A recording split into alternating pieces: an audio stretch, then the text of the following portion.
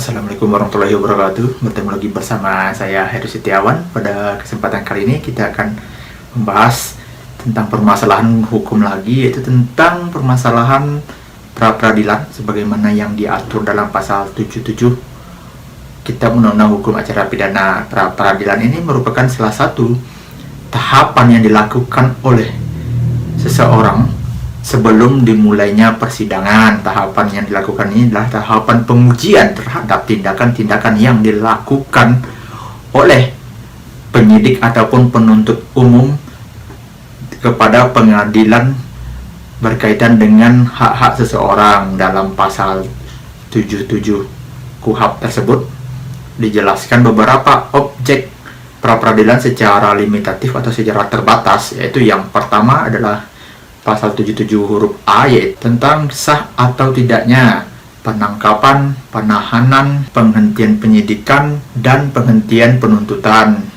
Yang untuk yang bagian B-nya tentang ganti kerugian atau rehabilitasi bagi seseorang yang perkaranya dihentikan pada tahapan penyidikan dan juga penuntutan. Jadi dalam pasal 77 tersebut telah dijelaskan bahwa pra-peradilan itu adalah tahapan pengujian terhadap tindakan dari penyidik ataupun penuntut umum yang nantinya akan diuji oleh pengadilan apakah tahapan tersebut sah atau tidak. Dan juga pada putusan Mahkamah Konstitusi nomor 21 PUU strip 12 2014 memperluas bahasan ataupun memperluas objek dari pra-peradilan tersebut, yang semulanya hanya ada beberapa ditambah lagi dengan sah atau tidaknya penetapan tersangka, penyitaan, dan juga penggeledahan. Jadi di sini kembali lagi ditegaskan bahwa pra-peradilan itu adalah merupakan salah satu sarana yang diberikan oleh undang-undang kepada seseorang untuk menguji tindakan dari penyidik ataupun penuntut umum ke pengadilan sebelum dilakukan persidangan. Pengujian ini bukan masuk kepada pokok perkara, tapi adalah tindakan-tindakan yang tadi, mulai dari penetapan tersangka, penyidikan, penuntutan, penghentian penyidikan, penghentian penuntutan, rehabilitasi, dan juga ganti kerugian. Jadi pengujian-pengujian tersebutlah yang diajukan oleh warga negara ataupun seseorang kepada pengadilan atas tindakan dari penyidik ataupun penuntut umum. Dalam persidangan pra-peradilan itu lebih seperti persidangan perdata. Jadi pra-peradilan ini gabungan antara pidana dan perdata, kan? Karena pra-peradilan itu merupakan tahapan pengujian pada persidangan pidana, akan tetapi cara persidangannya mirip persidangan perdata, mulai dari permohonan, jawaban, replik duplik, pembuktian, kesimpulan, dan nantinya putusan oleh hakim. Dan hakim yang ditunjuk ini untuk menyidangkan pra-peradilan adalah hakim tunggal di pengadilan. Dan juga waktu untuk pelaksanaan pra-peradilan itu hanya 7 hari kerja. Jadi selama 7 hari kerja sejak sidang pertama dimulai, dan hari ke-7 harus segera diputus oleh hakim yang menyidangkan perkara tersebut. Jadi waktunya yang begitu singkat dan agendanya yang sudah tertata tidak memungkinkan lagi untuk dilakukan penundaan-penundaan jika seandainya para pihak tidak menyampaikan bukti-bukti mereka. Berarti itu adalah kerugian dari pihak-pihak tersebut karena mereka telah melewatkan hak-hak yang diberikan oleh undang-undang kepada pihak dalam persidangan pra-peradilan ini, karena waktunya hanya dibatasi 7 hari kerja. Terhadap pra-peradilan ini dulu di KUHP ada upaya hukum kasasi, tetapi setelah berbagai macam putusan MK dan juga ditegaskan oleh Peraturan Mahkamah Agung nomor 4 tahun 2016 tidak lagi upaya hukum terhadap putusan pra-peradilan. Jadi putusan pra-peradilan ini setelah diputuskan langsung berkekuatan hukum tetap karena dia tidak ada menyediakan upaya hukum bagi para pihak untuk mengajukannya.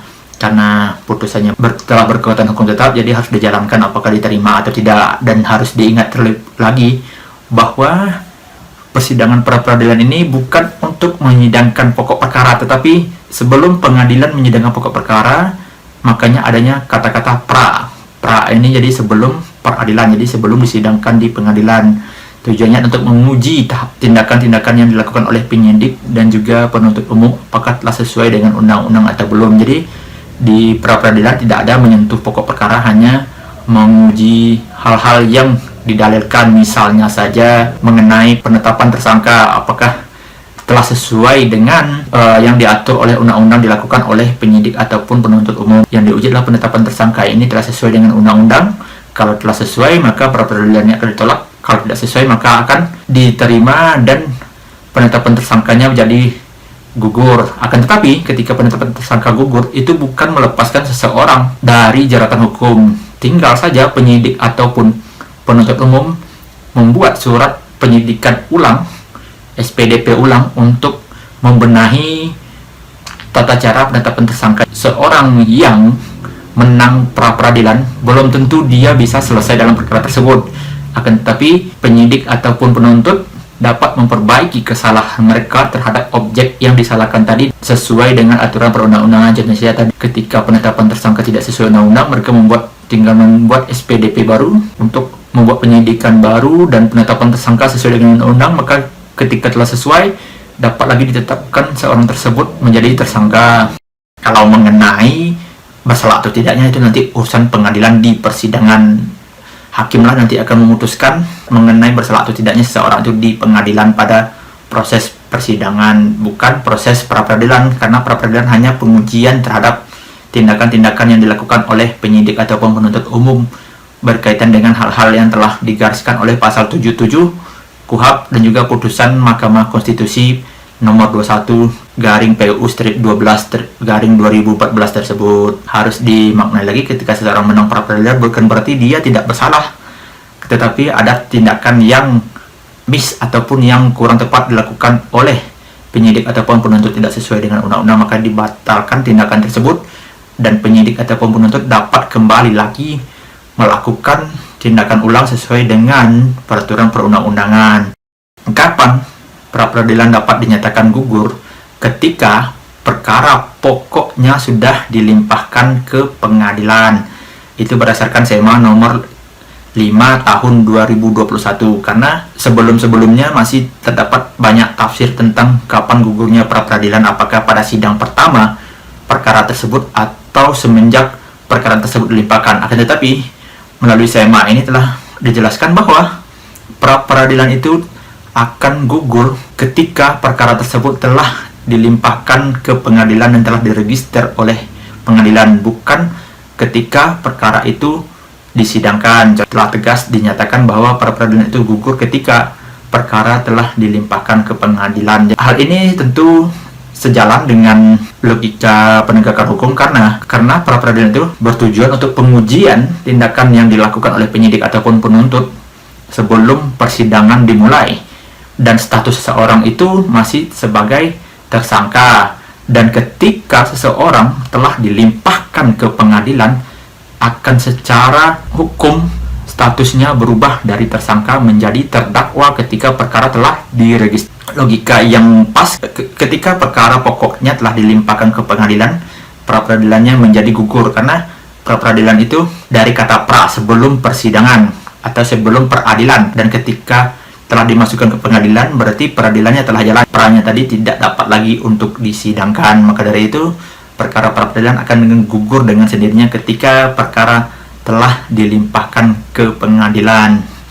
Dan juga harus diketahui, ketika perkara pra-peradilan gugur itu bukan berarti seseorang itu tidak memiliki haknya di persidangan. Akan tetapi dia mungkin saja telah melakukan pra-peradilan dapat mengajukan eksepsi di pengadilan. Nanti eksepsi itu atau akan diputus oleh majelis hakim melalui putusan selah, ataupun dia dapat membuktikan bahwa dia benar-benar tidak bersalah. Jadi pra-peradilan ini jangan dimaknai sebagai tahapan untuk membebaskan seseorang dari pidana pokok dilakukannya, tapi hanya untuk pengujian tindakan dari penyidik ataupun penuntut umum dalam melakukan perbuatan hukum, mulai dari penyidikan, penahanan, penangkapan, penggeledahan, penyitaan, dan juga berkaitan dengan ganti kerugian dan rehabilitasi seperti yang digariskan oleh pasal 77 KUHP dan juga putusan Mahkamah Konstitusi nomor 21 tahun 2014 tersebut. Jadi itulah pra-peradilan itu bukan merupakan upaya untuk pembebasan dari tuduhan pokok, kan, tetapi hanya pengujian terhadap tindakan